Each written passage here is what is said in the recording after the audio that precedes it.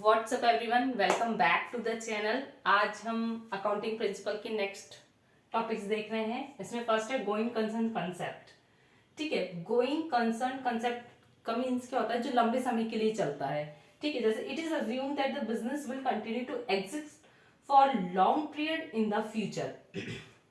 इसमें क्या है कि हम इसमें अज्यूम कर लेते हैं कि जो बिजनेस है बहुत लंबे समय के लिए चलेगा।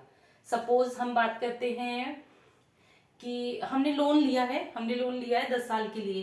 तो लोन देने वाला तो यही अज्यूम करेगा ना, हाँ भाई इसका बिजनेस 10 लॉन्ग पीरियड के लिए चलेगा, तो इसको 10 साल का हमने लोन प्रोवाइड दे दिया। अब मान लीजिए कोई जरूरी थोड़ी है बिजनेस 10 साल ही चले या फिर 20 साल चले, कोई डे फिक्स नहीं है ना कि कितने साल चले। हो सकता है 2 महीने बाद भी बंद हो जाए बिजनेस, जबकि लोन उसने 10 साल के लिए ले लिया है। तो क्या होता है कि इस गोइंग कंसर्न कंसेप्ट में क्या होता है, अज्यूम किया जाता है कि जो बिजनेस है वो लंबे पीरियड के लिए ही चलेगा। ठीक है। कंसिस्टेंसी कंसेप्ट, कंसिस्टेंसी मींस क्या होता है? जो रेगुलर बेसिस पे चलता है। ठीक है। Accounting principle and method should remain consistent from one year to another. इसमें क्या बोला गया है कि जो अकाउंटिंग प्रिंसिपल और मेथड है वो क्या होते हैं? रिमेन कंसिस्टेंट रहते हैं, रेगुलर रहते हैं। मतलब ऐसे नहीं है कि हर बार नया मेथड हमने अप्लाई कर लिया। इसमें मेनली 3 टाइप्स के मेथड होते हैं, FIFO, LIFO and written down. ठीक है। तो FIFO means first in first out, last in first out and written down value method. ठीक है। तो जिस ईयर में हमने सपोज हमने किसी ईयर में रिटन डाउन वैल्यू मेथड से सॉल्व किया है उसको, या रिटन डाउन वैल्यू मेथड हमने अप्लाई किया है उसमें, तो ऐसे नहीं कि नेक्स्ट ईयर हमने किसी और मेथड को अप्लाई कर लिया, हमारे वही मेथड चलेगा। ठीक है। जो हमने इस ईयर लिया है वही नेक्स्ट ईयर चलेगा, वही तभी जो बैलेंस शीट्स है या जो भी हमारी अकाउंटिंग जो भी चीजें निकलेगी वो सेम निकलेगी, अदरवाइज वो सेम नहीं निकल पाएगी। ठीक है। जैसे हम बात करते हैं डेप्रिसिएशन की, ये आगे वाले उसमें आप पढ़ेंगे डेप्रिसिएशन के बारे में। तो डेप्रिसिएशन क्या होता है? सपोज आपका मोबाइल है, तो जिस कीमत पे आपने उसे परचेज किया था, क्या उसकी वैल्यू आज भी वही है? नहीं ना, उसकी वैल्यू चेंज हो गई है। या हमने कार परचेज करी है, उसकी वैल्यू तब वो थी जब हमने परचेज करी थी, लेकिन आज वो उसकी वैल्यू नहीं है। तो जो वैल्यू कम हो रही है इसी को हम डेप्रिसिएशन बोलते हैं। ठीक है। तो वही है कि हम उसमें किस मेथड से निकालते हैं। तो जो मेथड हम एक बार लगाएंगे वही उस मेथड को अप्लाई करना है। ऐसे नहीं कि 1 साल के लिए हमने लगा दिया फीफो मेथड, नेक्स्ट ईयर हमने रिटर्न डाउन वैल्यू मेथड निकाल दिया, नहीं, हमें सेम मेथड रखना पड़ेगा। थर्ड है हमारा accrual concept. In this concept revenue is recorded when sales are made. Means accrual concept क्या होता है? एक ऐसा कंसेप्ट जिसमें रेवेन्यू रिकॉर्ड की जाती है कब? जब सेल्स हुई है। जिस सपोज इस महीने में मेरी सेल हुई है तो मैं इसी महीने में नोट डाउन करूंगी, वो बुक्स रिकॉर्ड करूंगी बुक्स के अंदर। ठीक है, मतलब अकाउंट्स के अंदर मैं इसी साल में रिकॉर्ड करूंगी, इसी महीने में रिकॉर्ड करूंगी। और एक्सपेंसेस भी उसी साल रिकॉर्ड, उसी महीने उसी साल भी रिकॉर्ड होंगे। सपोज इसका मैं एक एग्जांपल देती हूँ आपको कि इलेक्ट्रिसिटी का बिल है, इलेक्ट्रिसिटी का बिल आया है आपके जैन में। ठीक है, आपने उसको पे किया है आफ्टर 3 मंथ, मीन्स मार्च में आपने उसको पे किया है। जबकि हमें ये पता होता है कि हमारा जो फाइनेंशियल ईयर होता है, वो फाइनेंशियल ईयर कब होता है? हमारा स्टार्ट होता है 1 अप्रैल को, हमारा फाइनेंशियल ईयर स्टार्ट होता है, 31 मार्च को वो एंड होता है। ठीक है। तो इस हिसाब से अगर हमने मार्च में हमने पे नहीं किया, हमने अप्रैल में पे किया है। ठीक है, हमने जैन का बिल था, हमने अप्रैल में उसे पे किया है, तो हमारा तो ईयर चेंज हो गया, फाइनेंशियल ईयर चेंज हो गया। जबकि ये पिछले साल का था, सपोज ये था हमारा नेक्स्ट पिछले साल का बिल था, और हम ये हमारा फाइनेंशियल ईयर के हिसाब से नेक्स्ट ईयर का हो गया। तो क्या हम इसमें नेक्स्ट ईयर में जोड़ेंगे एक्सपेंसेस में? नहीं, हम किस में जोड़ेंगे? उसे इसी जगह जिस महीने का है, जिस ईयर का है, उसी में उसको ऐड करेंगे, ना कि तब जब हम उसे, जब हमारे पास से कैश जा रहा है या तब जब हम जमा करा रहे हैं, तब जिस ईयर का है, जिस मंथ का है, उसी समय में से वो डिडक्ट हो जाएगा, उसी समय में वो रिकॉर्ड होगा। ठीक है। whether the cash is paid for them or not, same बात है कि अगर कैश पे किया गया है या नहीं किया गया, लेकिन वो रिकॉर्ड उसी मंथ में होगा। अब ये तो हमारे मेन अकाउंटिंग प्रिंसिपल थे। अब फर्दर हम अदर अकाउंटिंग कंसेप्ट की तरफ जा रहे हैं। उसमें फर्स्ट है बिजनेस एंटिटी कंसेप्ट। अभी मैंने पिछले चैप्टर्स में भी आपको इसके बारे में बताया है, तो आई थिंक आपको याद होगा। बिजनेस एंटिटी, एंटिटी मतलब आइडेंटिटी, बिजनेस की आइडेंटिटी, इसको हम आइडेंटिटी भी बोल सकते हैं, ठीक है।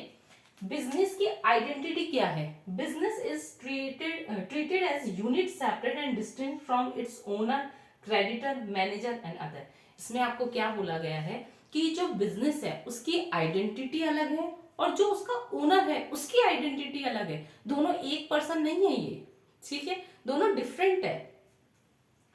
Business unit should have a completely separated set of books. तो इनकी जो रिकॉर्डिंग होगी, बुक्स की रिकॉर्ड जो होगा वो सेपरेट होगा, ओनर का अलग होगा और बिजनेस का बुक्स अलग रिकॉर्ड होगी, ठीक है। The proprietor is treated as creditor. जो प्रोप्राइटर होते हैं इसमें क्या कहलाते हैं? क्रेडिटर। उनको क्या ट्रीट किया जाता है इसमें? क्रेडिटर के रूप में। The capital is treated as liability. और कैपिटल को क्या ट्रीट किया जाता है? लाइबिलिटी के रूप में, ठीक है। तो बिजनेस एंटिटी कंसेप्ट क्या है कि बिजनेस की जो खुद की इमेज है, बिजनेस जो है उसकी आइडेंटिटी अलग है और जो उसका ओनर है उसकी अलग है। सपोज ओनर ने कुछ अमाउंट विड्रॉ किया, ठीक है, तो जो विड्रॉ किया है अमाउंट वो क्या होगा? बिजनेस के जो बुक्स है उसमें अलग रिकॉर्ड होगा और जो उसकी ओनर की जो पर्सनल बुक रिकॉर्ड होगी वो अपने हिसाब से करेगा उसमें, बट उसकी और इसकी में डिफरेंस होगा। ऐसे नहीं कि सेम ही है, दोनों की आइडेंटिटी अलग है, दोनों की बुक्स जो रिकॉर्ड होगी वो अलग अलग होगी। फिर है मनी मेजरमेंट कंसेप्ट। आपको इससे पता चल रहा है कि मनी से रिलेटेड है ये, ठीक है। Only those transaction and event are recorded in accounting which are capable of being expressed in terms of money. Means इसमें वही ट्रांजेक्शन रिकॉर्ड होगी जो कि मनी के टर्म में होगी। सपोज मैं आपको एग्जांपल देती हूँ कि सपोज आपस में ही बिजनेस में किसी में डिस्प्यूट है, मैनेजर में डिस्प्यूट है, सेल मैनेजर में डिस्प्यूट है, तो वो ट्रांजेक्शन इसमें रिकॉर्ड नहीं होगी।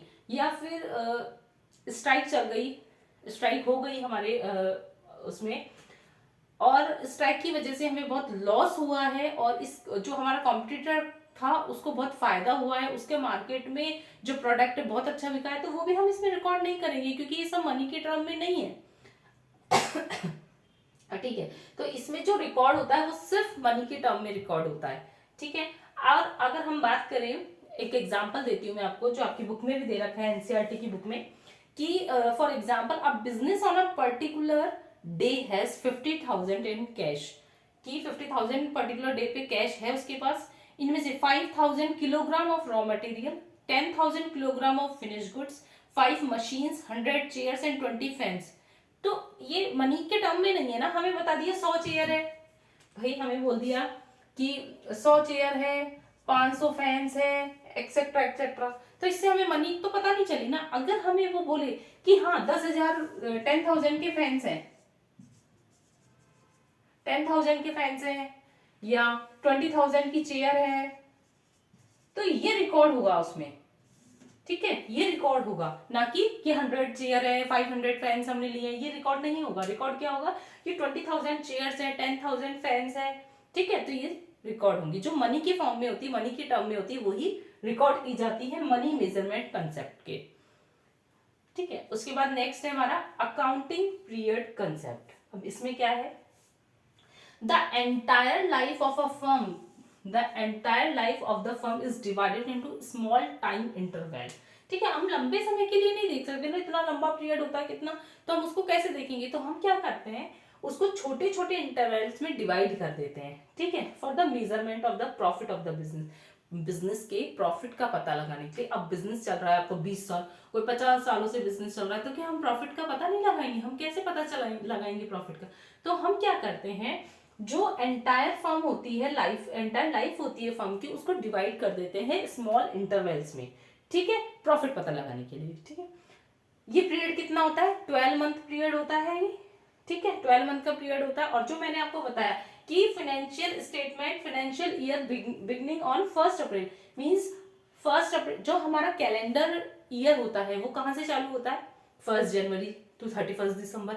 बट जो हमारा फाइनेंशियल ईयर होता है, अकाउंट की टर्म में देखेंगे हम, तो जो फाइनेंशियल ईयर होता है वो कहाँ से शुरू होता है, वो 1 अप्रैल से शुरू होकर एंड होता है 31 मार्च पे। तो ये आप हमेशा याद रखिएगा कि जो फाइनेंशियल ईयर, ये मोस्ट इंपॉर्टेंट है कि जो फाइनेंशियल ईयर बिगेन होता है 1 अप्रैल और एंड होता है 31 मार्च को। ठीक है, 7th है हमारा पॉइंट, द कॉस्ट कंसेप्ट और हिस्टोरिकल का cost.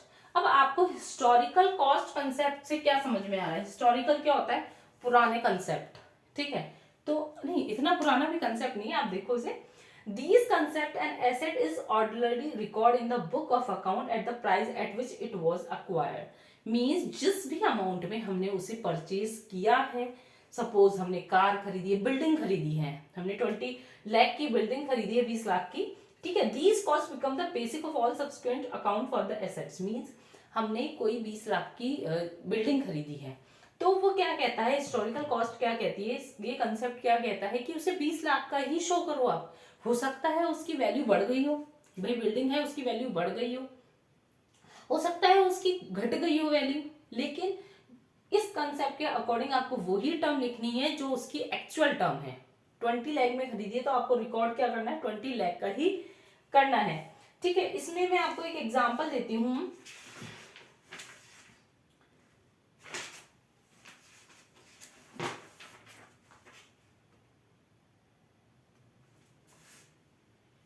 If business entity purchase a building, वही है बिल्डिंग वाला ही है, इट्स ओके। ठीक है, कि 20 लाख की हमने बिल्डिंग खरीदी तो उसको हम 20 लाख का ही शो करेंगे, उसमें जो उसका इंक्रीज या डिक्रीज हुआ है वो शो नहीं करेंगे। 8th पॉइंट है हमारा dual concept, every transaction affect at least 2 accounts. Dual concept में क्या है, हर ट्रांजेक्शन, every transaction affect at least 2 accounts if one account is debited and other account must be credited. Means इसमें क्या बोला है उसने कि ड्यूअल कंसेप्ट है, कौन सा कंसेप्ट होता है जिसमें सारी ट्रांजेक्शन क्या होती है, उसके 2 अकाउंट बनते हैं। अगर कोई चीज डेबिट हुई है तो वो क्रेडिट भी होगी। सपोज अपने पेरेंट्स ने, सपोज मेरे पेरेंट्स ने मुझे पॉकेट मनी दी है, ठीक है, तो वो मेरे पास मुझे पैसे मिले हैं, तो मुझे मेरी लिए तो सपोज वो इनकम है, मेरे लिए इनकम हो गई वो, लेकिन जो मेरे पेरेंट्स ने दिए उनके लिए तो एक्सपेंसेस हो गए वो। ठीक है, तो डेबिट और क्रेडिट में अगर कोई चीज डेबिट हुई है तो वो क्रेडिट होगी ही, ऑब्वियसली बात है, होगी। इस कंसेप्ट को हम और क्या बोलते हैं, इस कंसेप्ट को, इस सिस्टम को हम डबल एंट्री सिस्टम भी बोलते हैं। The system of recording transaction based on, जो ये सिस्टम है रिकॉर्डिंग ट्रांजेक्शन का, ये कौन से प्रिंसिपल पे बेस्ड है, उसको हम क्या बोलते हैं, उसको हम डबल एंट्री सिस्टम भी बोलते हैं। ठीक है, तो आज हमारे ये पॉइंट्स 8 पॉइंट्स हुए हैं, कल फर्दर हम न्यू पॉइंट्स डिस्कस करेंगे, शायद 3 और 4 पॉइंट्स और बाकी रह गए हैं। आई थिंक आपको ये पूरा समझ में आ गया होगा, अगर नहीं आए तो प्लीज कमेंट करके बताइएगा, मैं दोबारा कोशिश करूंगी इसे समझाने की। Thank you.